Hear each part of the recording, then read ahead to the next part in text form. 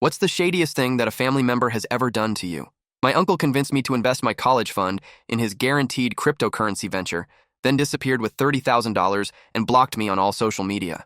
Uncle Mike had always been the family success story.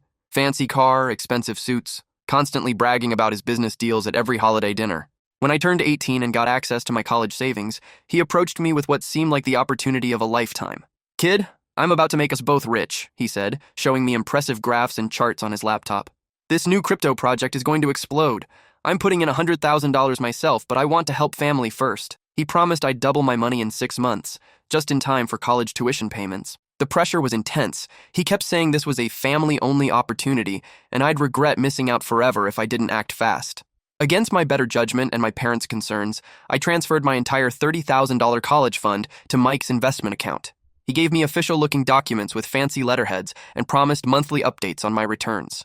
The first red flag came when Mike started avoiding family gatherings where he'd normally show off. When I called for updates on my investment, he'd give vague answers about market volatility and waiting for the right moment to cash out.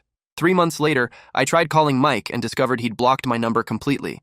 His social media accounts were deactivated.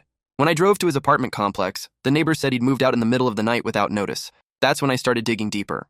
The cryptocurrency project was completely fake, just a professional-looking website Mike had created using stolen stock photos and fake testimonials. The investment documents were legal templates he'd downloaded and filled out with completely fabricated numbers.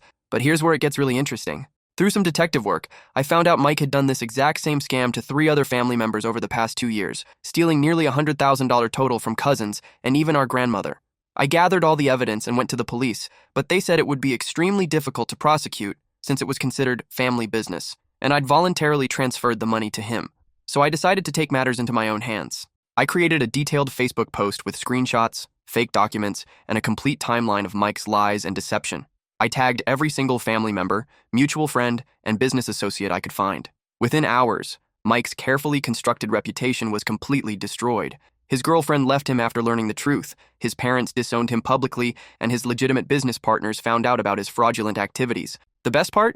I discovered Mike had been using all the stolen money to lease that fancy car and expensive apartment he'd been bragging about for years. When the family found out the truth, they collectively pressured him to return whatever money he could access. I eventually got back $18,000 and used the story of learning this hard lesson to write a compelling college application essay. The admissions committee was so impressed with my resilience that I received a full scholarship based partly on that essay.